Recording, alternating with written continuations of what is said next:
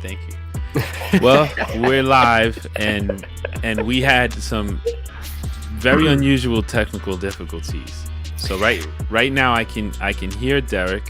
Mm-hmm. I can't hear the music. But I can. So I'm loving can. it. Yeah, that's correct. And that's good because he can hear it. And You have to trust me that it's as good as always. yeah. So I take that and wow, it's actually pretty fitting for the week that's just passed by us. This is a good point. This actually fits right in with the everything we're facing right now, and it's so weird to me too because I'm so used to like hearing everything.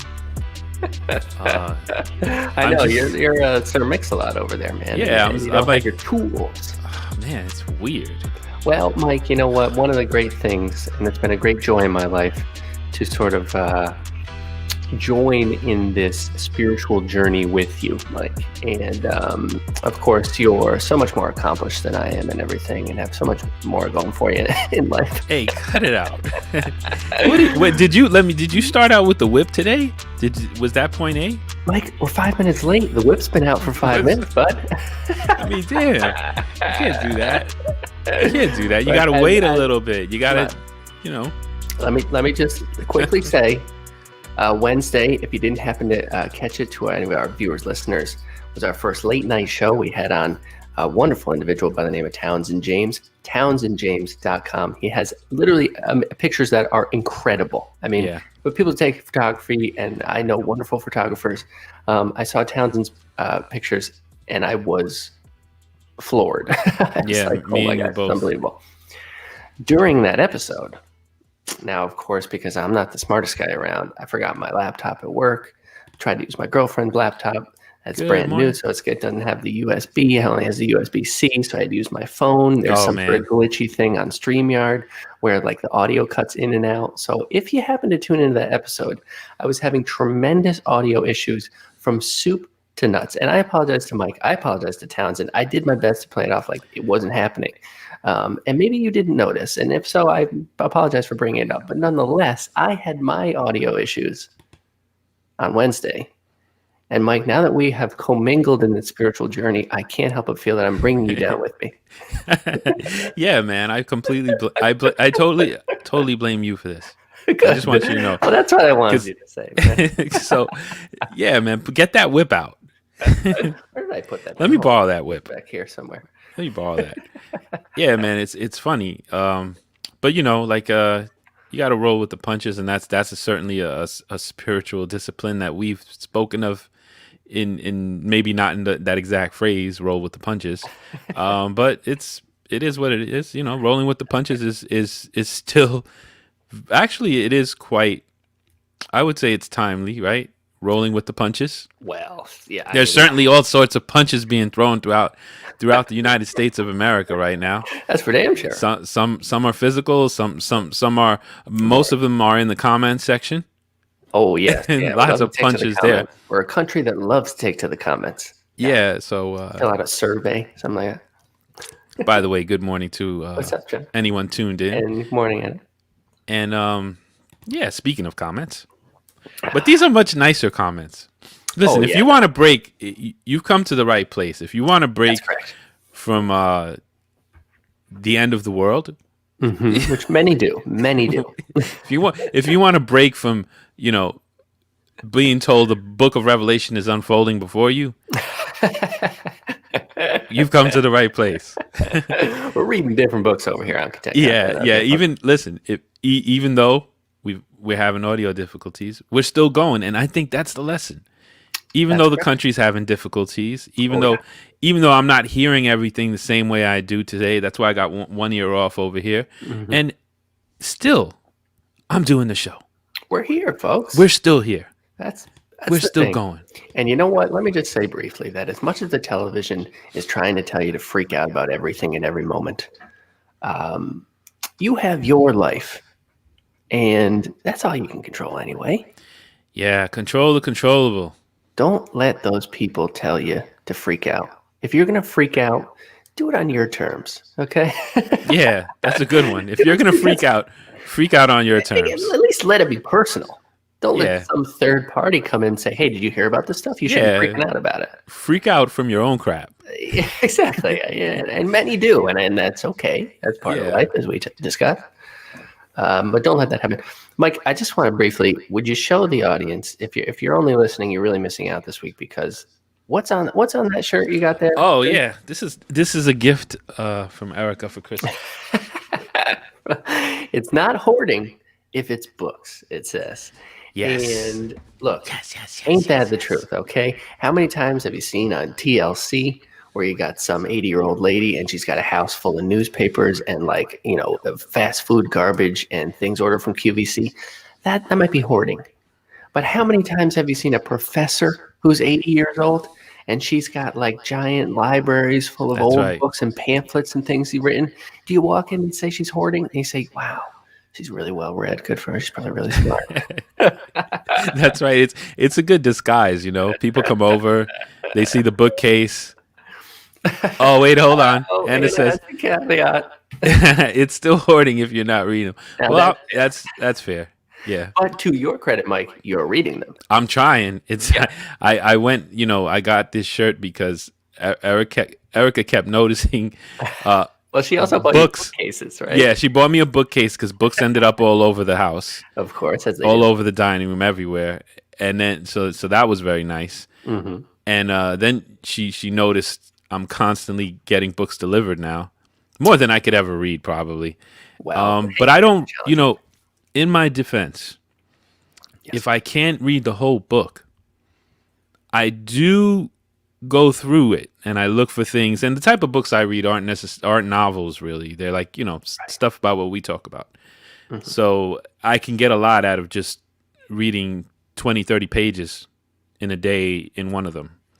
And I might not go through the whole thing. So Well, hey, good morning to our it's a Facebook user. Hello, Facebook user. Yeah, it's a great shirt, Mike. You always have great mugs, and that's a Great great shirt. mugs. Yeah, I had to. You know what? This mug is the greatest mug. That's right. Now this is the self-heating mug. Self-heating one, yeah. That and it was a gift from my son, so that makes it even more great. Oh, come on, even So better. I had to compensate with something in writing. So there it is. That's true. Well, I thank you for that, man. So I guess now that we mentioned the Wednesday show, I'll do a quick tease of this coming Wednesday.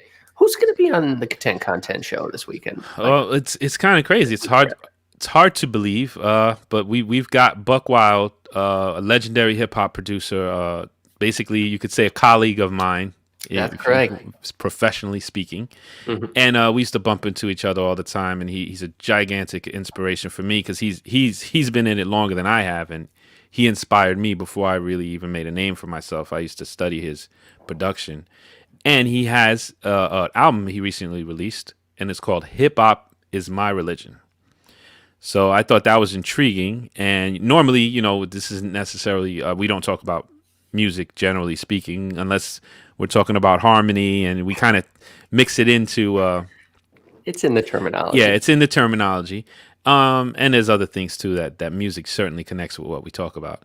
But I thought it would be cool, and I asked him, and he was like, "Yeah, cool." So Wednesday we're gonna have Buck Wild. We'll probably be doing the flyer for it today and sending him out the questions, and that should be pretty cool.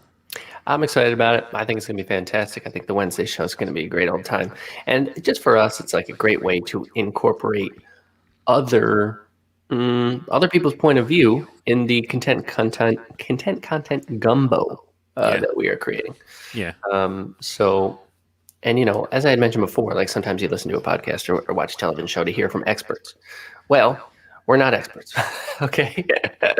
And to that extent, what we are trying to do is boil down universal truths. So the more ingredients and the more differing viewpoints we put into the top of the machine, the more we can boil down things.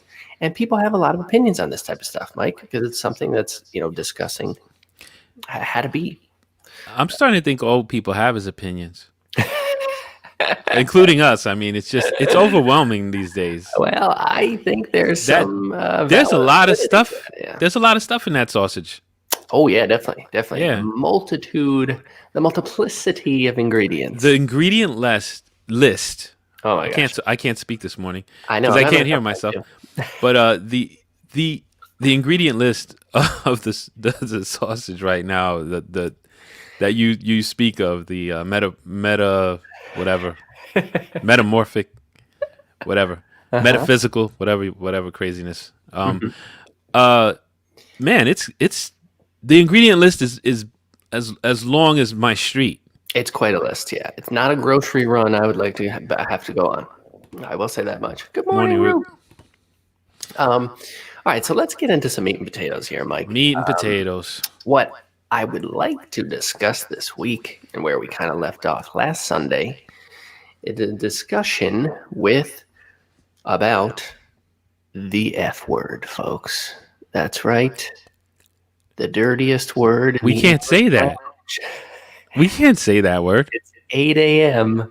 Oh my How are we god. going to say We're gonna cuss get like we're gonna this? get banned, Derek. Don't They're do going to it. shut us down. No. Zuckerberg and Bezos aren't going to be able to handle this, folks. We're Strap gonna in. get banned.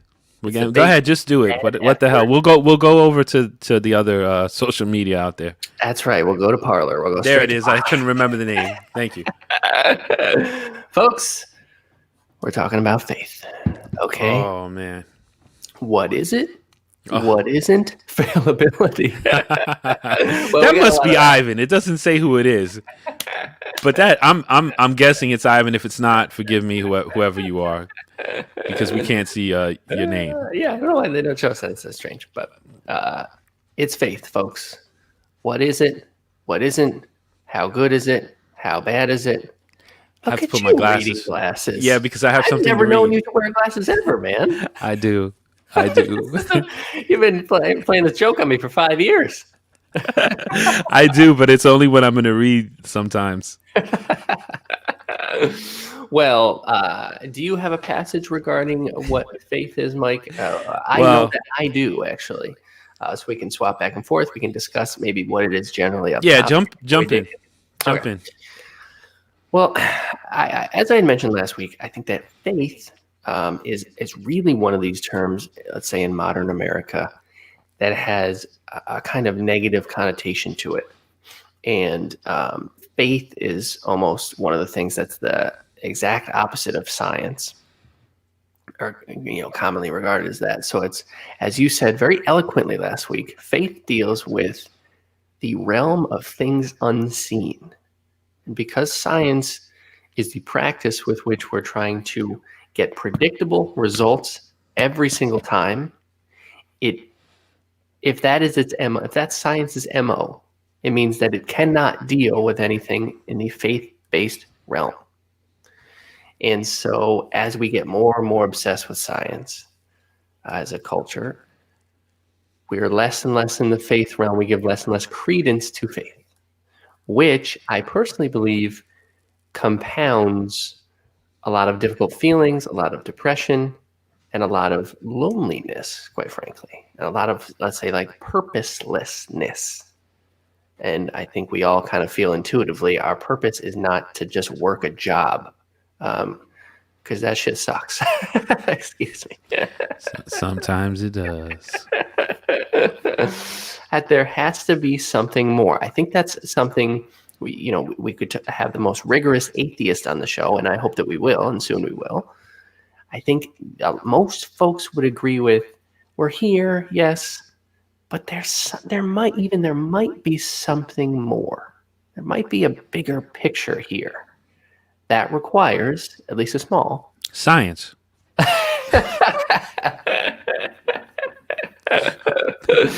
So I couldn't help it. You threw me a softball there. I could not help it. Perfect timing on that, man. Well, you and I had talked about this week that walking into work every morning, I walk past Pfizer HQ, folks. I actually don't technically know if it's the headquarters, but it's a big Pfizer building. And plastered on the side is a giant advertisement for Pfizer that says, "Science will win." And, to a certain degree, I hope that is true. But I think we could also objectively say at this moment, science not currently winning. It's been a rough couple of years for science. it's been like specifically a bad, let's say 9 to 12 months for science. The vaccine's coming out. I mean, that's good, but I think you wouldn't have a hard time convincing somebody that science is not currently winning. And again, in some ways, of course, I wish it would. Oh yeah, But we all do. if the Pfizer Corporation truly believes science will win, that requires a leap of faith, which is to say that they are picturing something, believing in something. There it is. That's the giant thing I walk past every morning, and it feels more and more dystopian every day. Science never rests. Wow. Who else doesn't rest? God. I'm just saying. There's parallels. I'm just saying. They all those educational institutions started out as theological seminaries. That's it was correct. taken over. The Enlightenment, the death of God. Now who sits on the throne? That's all I'm saying. That's right. No disrespect. I'm just saying. And so you cannot help but reckon with the fact that science requires faith. And as a quote from Albert Einstein, I did not come to my understanding of the universe through my rational mind. Meaning, as smart as that guy was, we have a science apologist, by the way. Sorry to cut you off. Go ahead. In the comments. All the knowledge that Albert Einstein acquired, he still had to take that quantum leap to be like, well, I'm not totally sure this is the way, but based on how I feel and what I'm seeing, what I'm sensing, I've got to take this leap to say that this could be this way. Who's out for science here, Mike? I'm thinking this is Ivan. Science is a noun. It's an approach. Synonymizing science with capitalism here. Anonymizing science with capitalism. That's going to be. Well, I don't know. What do you say, Derek? Well, I agree. I think like what we commonly refer to in America as science is very much, particularly when it comes to Pfizer, is incredibly tied up with capitalism. And so, a study will get done saying that Coca-Cola is actually good for you. And that study is paid by Coca-Cola because they wanted to have a desire. So a lot of times science gets pimped out now to get a desired effect to create more capital. Now, can I further mirror religion and science here? Please do. Because Facebook user is being an apologist, very common in religion. Facebook user is also explaining to me, just like I have to in Christianity, about the first century Jesus. He's letting me know that real science, not corporate science, is about, what did he say here? It's an approach. So just like I would say, Jesus' spirituality is not Jesus Christ Incorporated, he's doing a similar thing where he's saying real science is not Science Incorporated. There you go. So there's such a mirror. I always all I see when I listen to scientists who are coming out with new ideas is their frustration with the old people in charge. Of course. I love watching documentaries and about science, and because it's so relatable to me, because I'm fascinated by religion and spirituality, and it's so similar to me. I don't see a difference. It's so similar, and that's why I love it, because it's right in my wheelhouse, in my opinion. And they get frustrated in the same way. There's these old people in charge. They're telling you this is what it is, and then you've got these new people coming in who are like cracking some new codes and being like, no, this might be what it really is. I mean, you are like 90% right, but they're so dogmatic in their community. It's called scientism, just like there's all kinds of words for people who are, in religious communities. They're so stringent and serious about what they believe, and they don't want it to change, that there's always this constant fight with any new ideas, new research, and then the people in charge question it, and it takes them a long time, 20 years to kind of this to become the new way things are thought about, because there's humans involved in science. and that's what humans do. Hmm. He's Hmm. still being an apologist. Science is not a white bearded man alive. I get it, bro. I see what you're. No, and you're right. That's real science, but we're not talking about real science. We're talking the same way that I'm critical of the capitalist church, and we're being critical of capitalist science. So you're a real science guy, and I respect that. You know. It's not a belief; it's a method. Jump to Roop's comment there too, because this will be a little jump off too. Roop says, "I agree. One must have faith in every aspect of life, or there's no reason in getting out of bed. But faith is not a solution to life because life has no solution. It's an experience," which is Ooh. similar to the Facebook users. Not a belief; it's a method. Okay, so as with everything in life, of course, it's about balance. So let's say you want to be something, you would like to achieve something in life. Well, first you need to have the faith to imagine a reality where that would exist. Then you need to allow that faith to motivate you to do the action, so to achieve that end. So that is kind of that balance, because it's true. Well, if you didn't have faith, a little bit, it's like, well, you would just sit there, like you would never do anything ever, So Oh yeah, everybody has faith yeah. in something. It takes faith to do some of these big experiments, to not know what's going to happen, to know that they might disprove everything everyone thinks. Yeah, right. I mean, That takes some faith. haven't we all talked ourselves out of doing something because we allowed ourselves to imagine all the reasons why it wouldn't work or it wouldn't be a good idea or that people might not like it? And it's like, well, in any given thing, those negative connotations are also true. It's just a matter of like whether you choose to focus on them or not.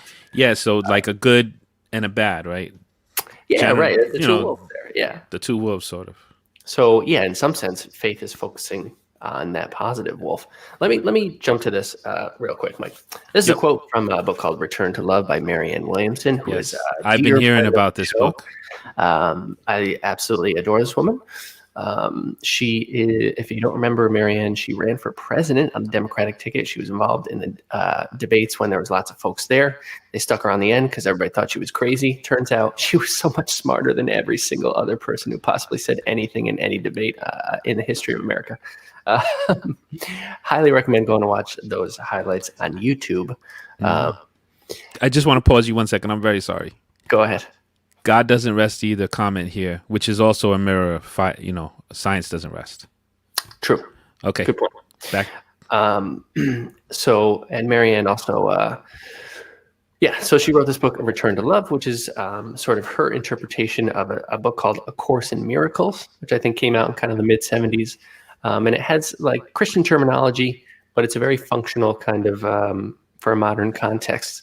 And I love it.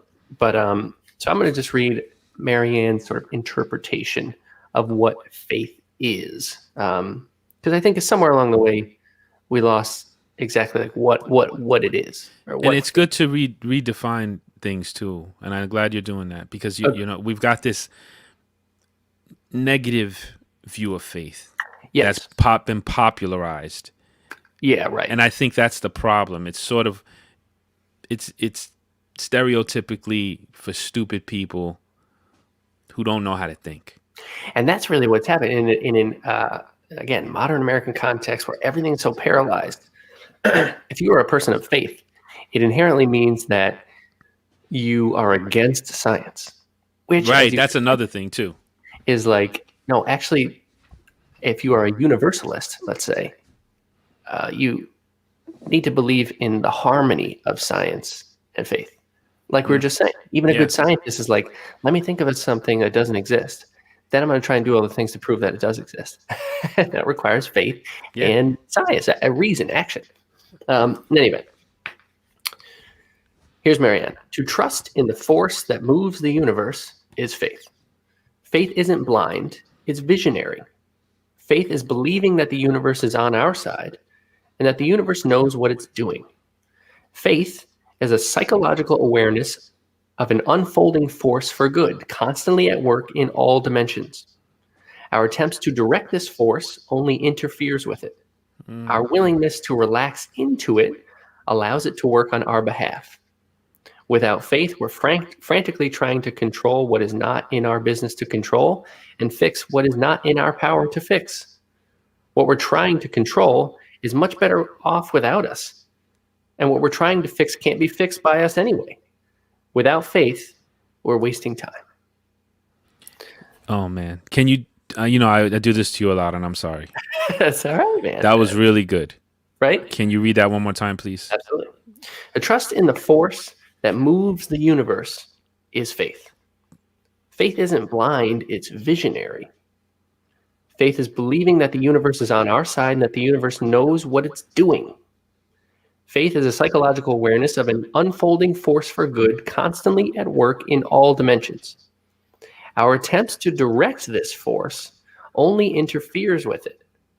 Our willingness to relax into it allows it to work on our behalf. Without faith, we're frantically trying to control what is not our business to control and fix what it is it's not in our power to fix. What we're trying to control is much better off without us, and what we're trying to fix can't be fixed by us anyway. Without faith, we're wasting time. Wow. And you know what I hear in that a lot too? A ton of trust. Yes. In the process, which is a popular phrase. Trust in the process. Trust the process. Yeah. And I see a ton of that in there. I also see I know that to come to that, there has to be a journey involved. You don't just arrive at that type of faith that she's describing. It's very rare that like a third grader's like, I believe in the universe. Yeah, and I think that as usual, you set me up perfectly, and I'm gonna put my glasses on. Dude, that looks so cool when you put it on. I need to start with my glasses off so that I can have the dramatic putting them on. It's like cool. You know why I have to do that? Because my laptop is far, and I can see perfully. But if you're reading a book, you gotta. Yeah, that's why you don't see it too often, because I don't need it until I want to read. But once in a while, I jot some things down. That's great. I jotted plenty down. Because this is, I don't know, I think this is a pretty damn important topic. I would agree. Especially right now. Yeah. I went out on a limb here, and I called something bad faith, and then I called something else good faith. I would love to hear it, sir. So I'm going to start with bad faith. Bad faith is blind trust that never experiments, practices, tests, or attempts to experience spiritual principles. It relies on popular, long-held beliefs and prefers rituals over a genuine existential quest. Complete trust or confidence in someone or something based on a spiritual apprehension or groupthink rather than proof.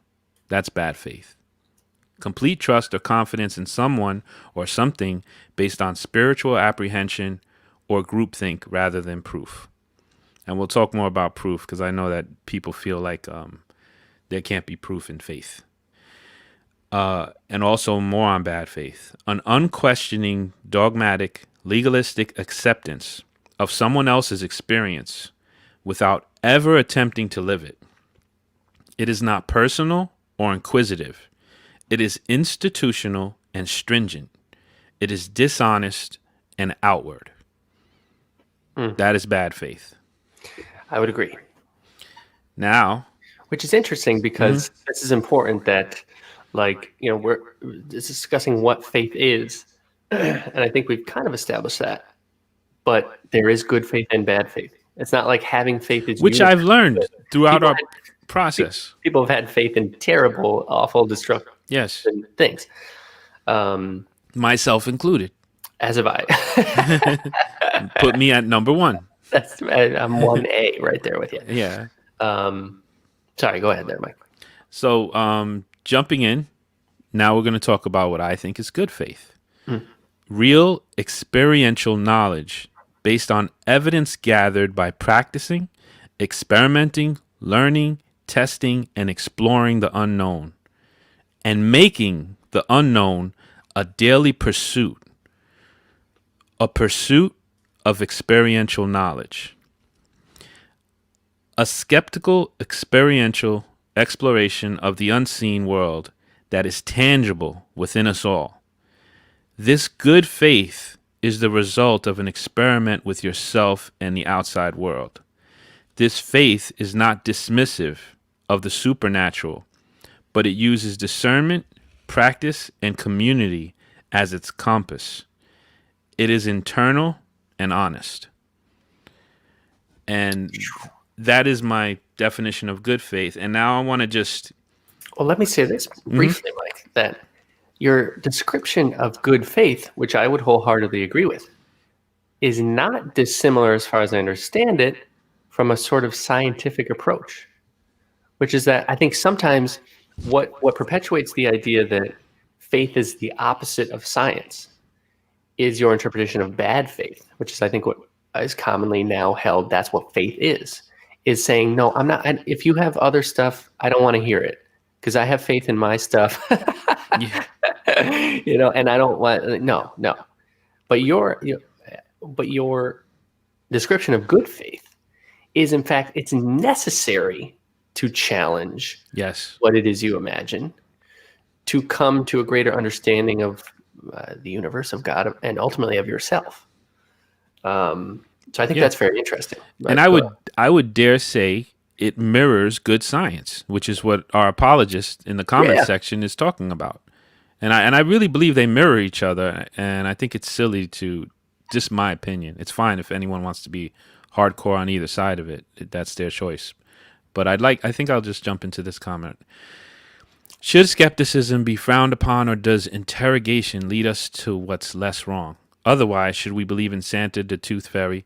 I mean, if you listened to what I just read, that answers that to me, because I'm saying real experiential, testing, experimenting, practicing, learning. Even in the New Testament, Paul commends the Bereans because they tested everything and they checked it out, and they were like, well, why this and why that? They didn't just blindly, obey. And Doubting Thomas has a bad rep in my mind. Doubting Thomas really wanted to know, and he wanted to get at truth. I think he's pretty cool. He's someone more after my heart than someone else. So I don't think it should be frowned upon. I think that if you Facebook user, I think that if you actually start to see the mirrors and the reflections in science, and instead of seeing the separateness, there's a difference between distinction and separateness, which Derek talks about a lot, which is that Watts, right? yes. And that's something to think about. I'm saying, what I'm saying here is the same thing you're saying, and that's why I keep trying to show you the mirrors. And it's also kind of ironic because those signs from Pfizer were on windows, which can kind of be like mirrors. There's something there. There's a message in here. So what I gather is I'm going to say a bad faith quote, and then I'm going to say a good faith quote, and then I have a quote to end it. A bad faith quote is, the good thing about God is that it's true, whether you believe it or not. That's a bad faith quote. That's a bad faith quote. And because if you said that to people as an argument of trying to justify why God exists, yes, most people would be like, I don't know about that. Yeah. Well, it exists whether you like it or not, so deal with it, man. Yeah. So that's it's concrete, it's hardened, and it doesn't consider how anybody else. It is what it is. The Bible proves itself. Right. Good night. Take a hike. That's it. Yeah. Believe it or go to hell. That's that. That's the the good thing about God is that it's true whether you believe it or not. It just is. And then I'm going to go and I'm going to say that, to me, this is a good faith quote. Seek and you will find. Knock and the door will be opened. That's a good faith quote to me. Seek, question, knock, look, you'll find. Because it requires your inquisitiveness as well. Yeah, you're seeking.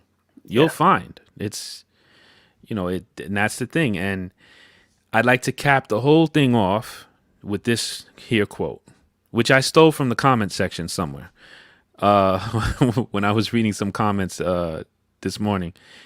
You can't walk someone else's revelation, only your own. And I think that is the big problem with faith. If I dare try to jump on some platform here, Please do. I'm on the soapbox. You can't walk someone else's revelation, only your own. Now that's some good shit. Yes. Because that is the problem with faith. We're trying to uniform it. We're trying to standardize faith. We're trying to say, let's all agree that this is faith, what faith is, when it's impossible. It's like all of us trying to look the same. It's like all of us trying to talk the same. It's like all of us trying to act the same. It's like all of us having the same personality or the same haircut or the same, anything. The same cool glasses. We can't all have these cool glasses. We can't, man. We just can't. It just wouldn't work. So I think that is the key. Faith is so individualistic, yet here's a paradox. We know we're on spiritual truth ground. It's so individualistic, and at the same time, it is completely connected and in unity, because only by your individual specific road to life that is within you, that you follow, that is no one else's, that is an unbeaten path, that is only yours, not for anyone else. No one else has your experience. No one was born where you were born. No one grew up in the house you grew up. No one else worked at that job no one else had this combination of experiences to produce the wisdom that you can, person watching, everyone. And that's the big problem. And we all want to box God in. We want to box in what science is. We want to box in what we are. We want to box each other in. And that's a separator, not a unifier. And that's back to Watts. We need to learn how to accept distinctions as just distinctions, not separateness. Mm-hmm.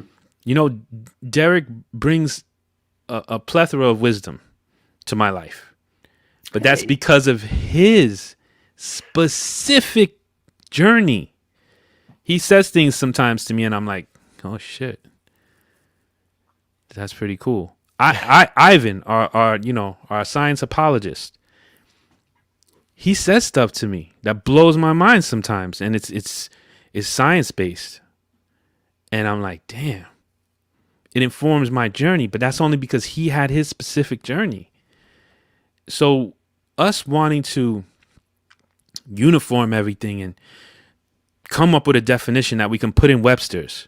No, it's completely absurd, impossible, pointless, uninteresting, unfun, unexciting. Is that going to excite you to wake up in the morning and conform to Webster's definition of faith? Is that exciting to you? I don't think so. Is that exciting? Even as a scientist, is that exciting to you to wake up and conform with, Chomsky's linguistics? I can't have any ideas about linguistics. It's what he says. It's all been figured out. If I go outside of that, stop thinking about it. I'm in big trouble. Is that exciting to you? I don't think so. Is that fun? Is that the fun of being human? Is discovery, learning, going. The unknown is living. It's amazing, and a small group of people who get into a groove of thinking in new ways and about religion or science, they change the world. That's true. They change the world. They get into a groove, and they're all individual, and they're all thinking differently. And I just feel like this spreads across the board. This sort of, it stunts our growth. It So, just hurts. I would agree, man. And I think that's a great point, Mike, that, an atheist may say, well, what do you have faith in? You have faith in what? And I think what most people have faith in, and what most people would benefit most from having faith in, is themselves. And Yeah, that's a hell of you a have starting point.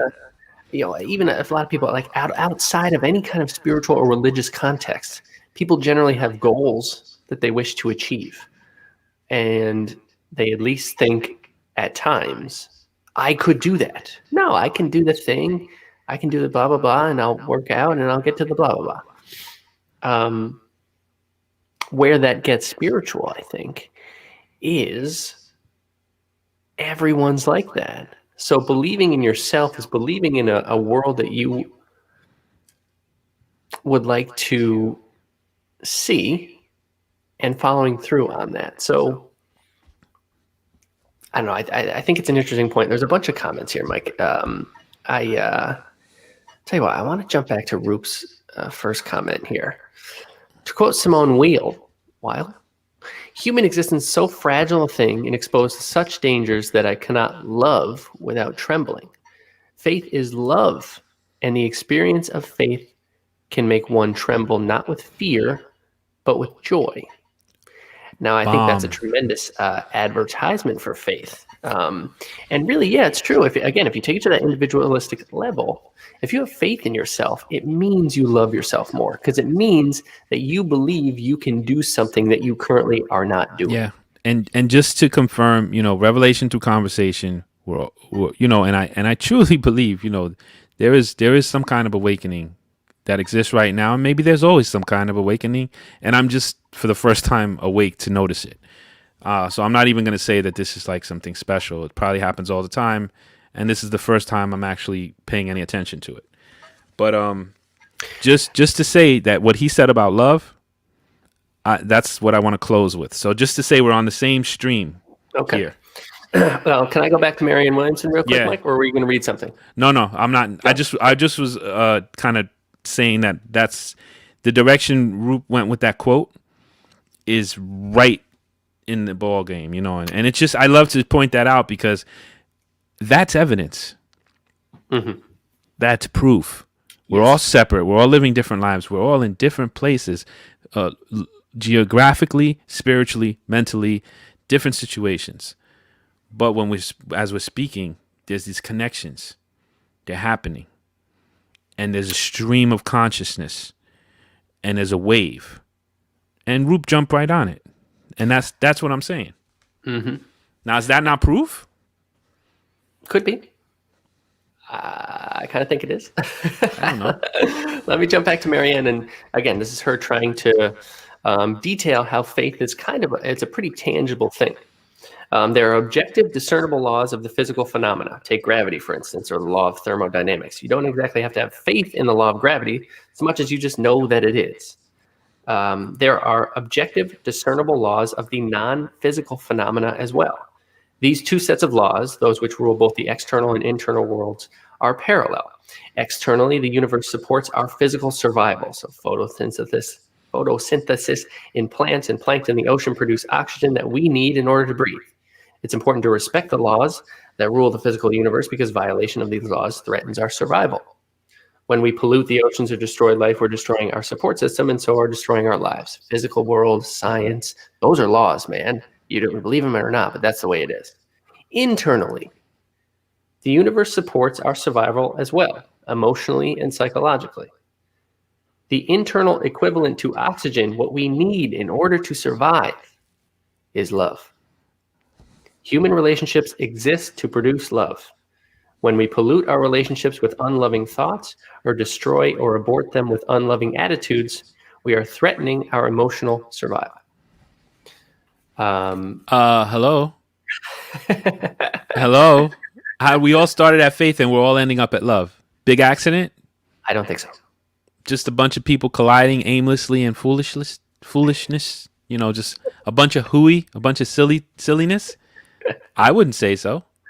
I wouldn't say so. We're on. All of a sudden, somehow all of us realized when we thought about faith, the anchor was love. And again, it That's starts with something. yourself.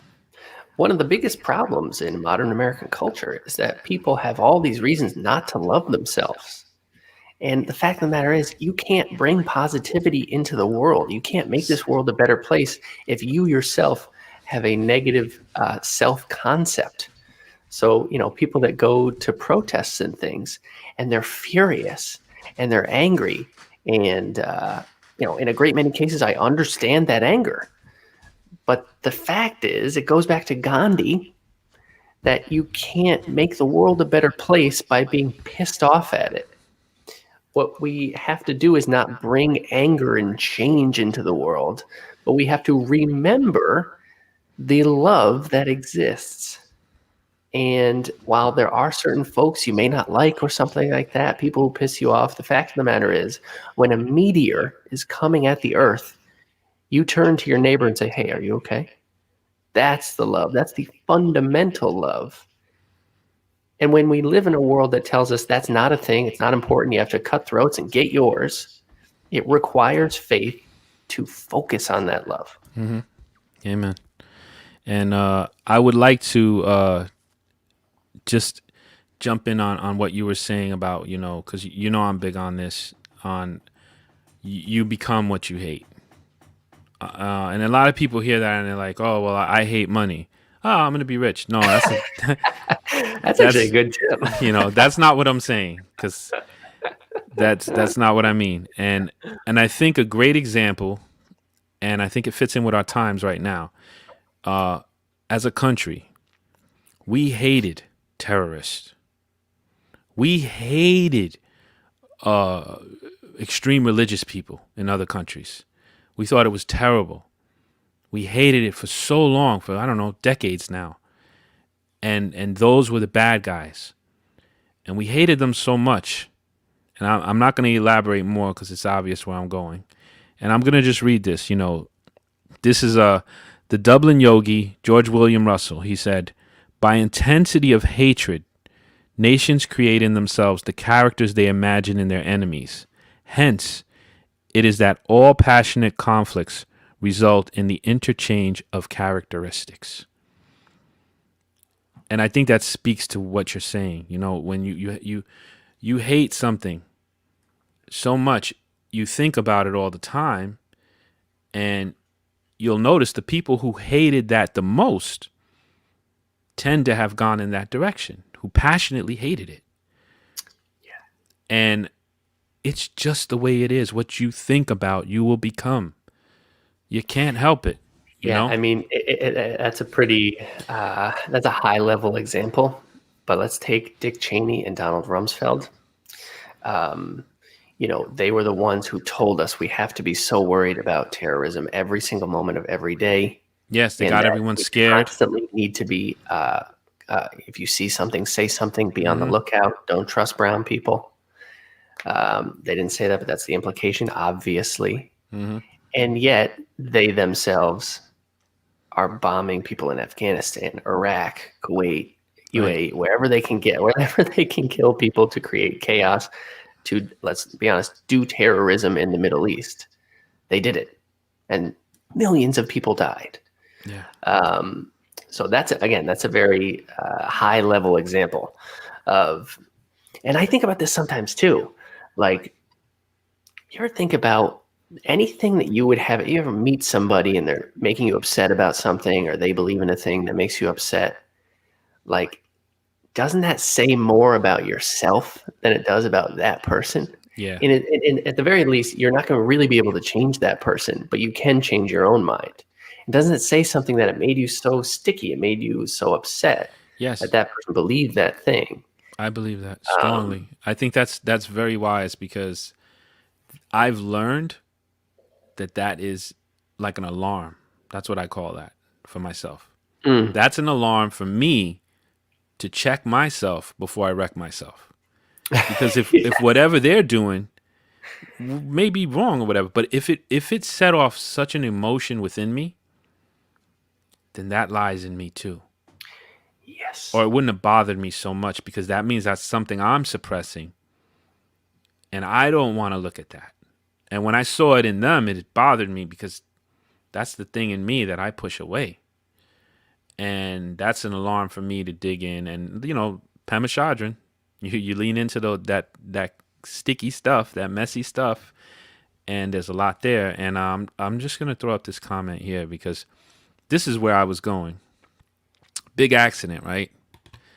1 Corinthians We got 13, faith all over 13. this episode. 3 things will last forever: faith, hope, and love. And the greatest of these is love. And I want to talk about that chapter a little. I don't have to read it. I've read that chapter a million times. But I will say it's probably better if I summarize it. Oh, we got some comedy here. Hold on. Faith is thinking that jelly donuts won't put me in a caloric surplus. This mysterious Facebook user That's is messing with you specifically. Yeah, that's some bad faith, pal. All right, because that faith is going to lead you to a stomach ache. And let's take this one up. John says, "Hate is a cheap investment. Takes so much space and demands the least amount of honesty, truth, and introspection." Couldn't agree more. Yeah, and that's another thing Marianne Williamson talks a lot about, that, it's kind of love, which is actually who you are. When you're a tiny baby, you don't know to judge people yet. You are a being of love, a being of light. You're Yes. here. It's crazy. You are love. Again, our purpose in life is to bring love into the world. The opposite of that is ego. Ego is telling you, no, you're different. No, some people like you, some people don't like you. Sometimes you're good, sometimes you're bad. And the ego is all about cheap investments. Give me this now. I'm scared, so let me do this thing so I can fix it. Yeah. And you get this little burst, and over the long term, it means nothing. Like, doing drugs, perfect example. But love is the long-term investment. And again, along with faith, first and foremost, you have faith in yourself. You should love yourself, Yeah. because that will, over the long term, provide you with the most inner peace, which in a ridiculously crazy world, couldn't we all use a little bit more of that? Absolutely. So back to chapter 13 in 1 Corinthians. Yes. So what that whole thing is about is there's this in the Corinthian church at the time. Paul sends them this letter because he hears about sort of a lot of like one-upping and, I've got the gift of this and I've got the gift of that. And this is more important because the gift of prophecy is the thing, and you don't have that. And so One there's night, this, Jesus actually told me that I was his best friend. yeah, there you go. So that kind of thing, like my cousin, on and on. We can go on forever. The point is they're one-upping each other. And they're like, there's this competitive vibe happening. So he's saying, tongues will succeed, will stop. This will end, that'll end. All that stuff will come and go. And that's why, when he gets to that poignant piece at 13:13, he says, "But these 3 will last forever: faith, hope," and that's also that eternal idea, which is also in Greek thought, and Paul was heavily influenced by the Greek thinkers. That these things, faith, hope, these are the unseen, but maybe they're more real, and that's also a very Gnostic idea. Like I play around with that idea of the table in your head versus the table you build, which is more real. I can destroy that table, but the one in my mind will last forever. And I think that's what he's touching on here, because Paul was very philosophical in his writing. And faith, hope, and love, these will last forever. These aren't a table that perishes. These are the big things. And the greatest, he capped it off just like we did, thousands of years later, in a whole nother space and time, in a whole nother country, in a whole different everything. He said the same thing that we all said here today. The greatest of these is love. And I'm going to dare set up the next episode. Go right ahead, sir. I'm going to say that the reason, part of this, why do we have such trouble with faith? We have these stereotypical ideas. Sort of like how Facebook user said that he was sort of defending science. It's not a bunch of guys in lab coats. He's defending. Well, I'm over here. I'm going to defend God a little bit. And I think that a big reason we have this trouble is because we have these bad ideas of God. We have this big idea of a big bad monster God who's punishing people all the time, who is just berserk, who's a God of this dissonance that's created, because it's like he's a God of love, but wait a second, you can't come in here where this God is. You're gonna burn in the lake of fire. So there's this like craziness involved, which is nothing new. There's even historic, Marcion didn't believe the Jesus God was the same as the Old Testament God. This is an old argument.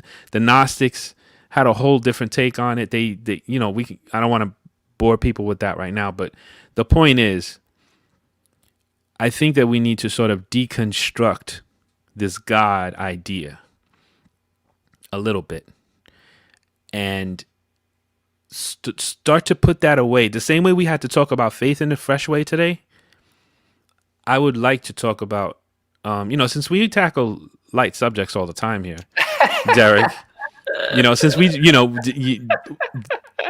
our existence, I'm proposing. We only talk about the easiest, most simple concepts on content. For whatever it's worth, if you tell me what you think. I'd like to discuss the idea of God.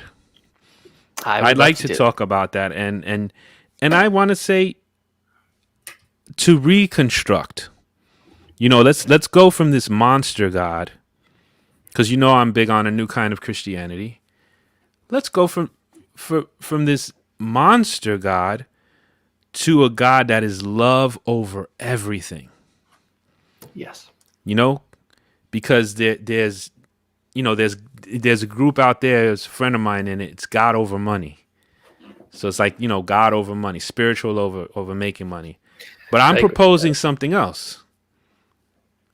Love over everything. Because God is love.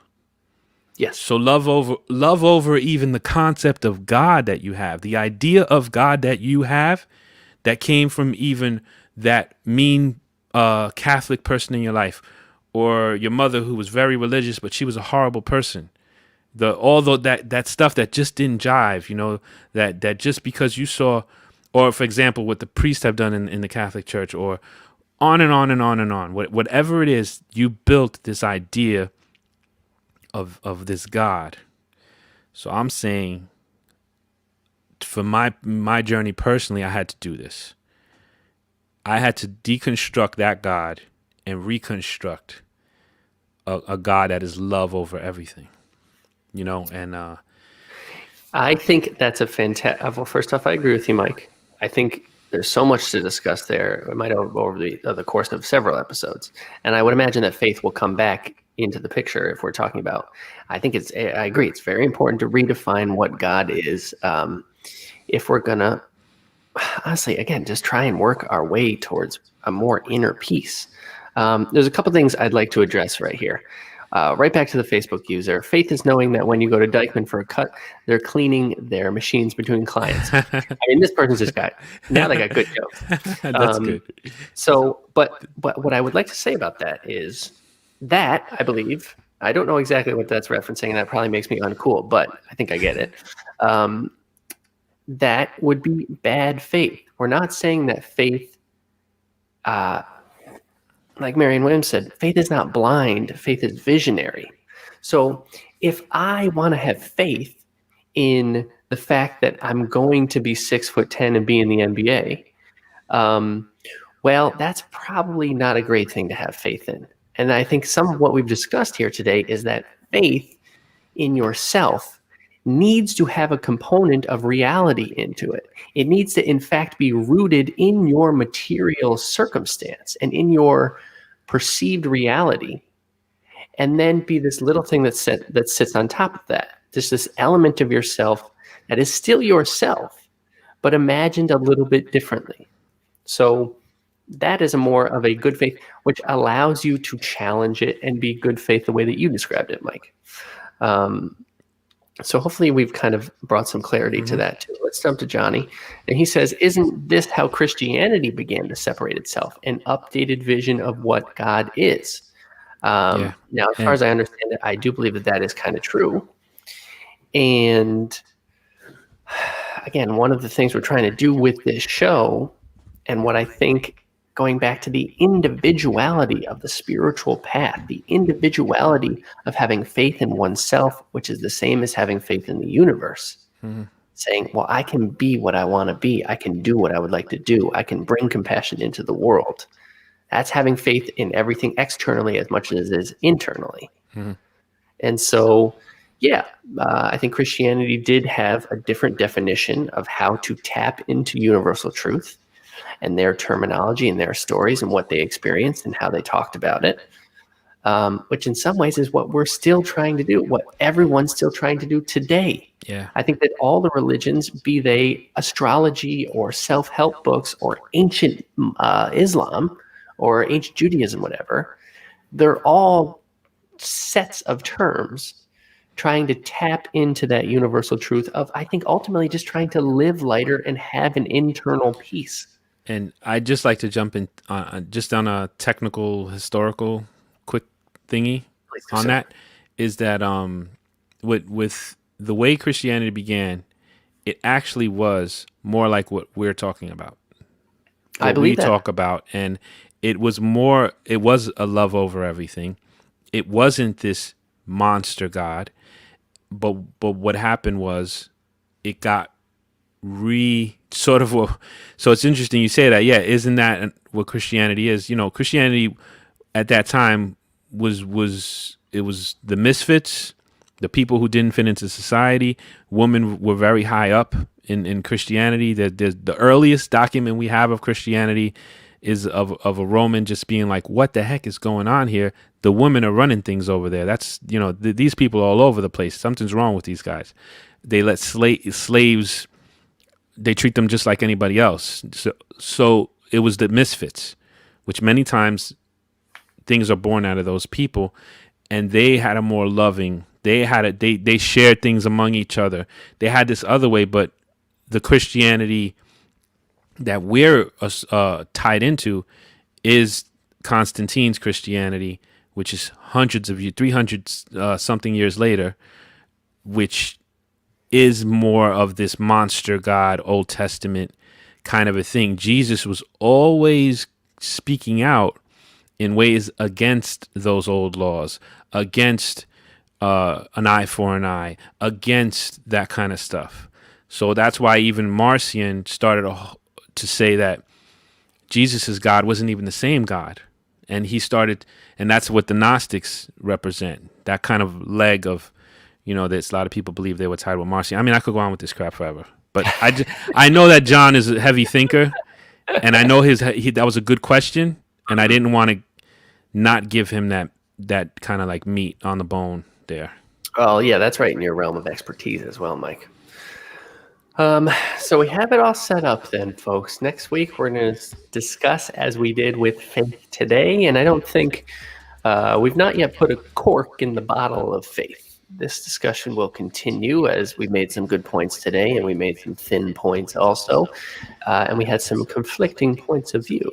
But I do have faith that we will work our way towards love. We will work our way towards a greater understanding of our fellow man, Mike. Is this the closing music? Because I can't tell. It is indeed, yes. Okay, good. Yeah, all right. I just need to make sure, because I can't hear it. Ones and twos, he's just on the field today. He's listening to it. He's got faith that it's the right stuff. Yeah, this whole show has been running on faith. The whole thing. We're talking about it. We're running on it. I don't even know what I just played. I'm hoping, That's right. And then I'm loving the fact that it worked. That's right. And let's let Anna close it out. She had so many comments today that were great. For God so loved the world, he gave his only begotten son, John 3:16. She closes with, all Jesus preached and taught was love. I think that's the universal type of truth we need to work our way back towards. And I think that's what the universal God would teach and care about, and in fact is as well. Yep. Love over everything.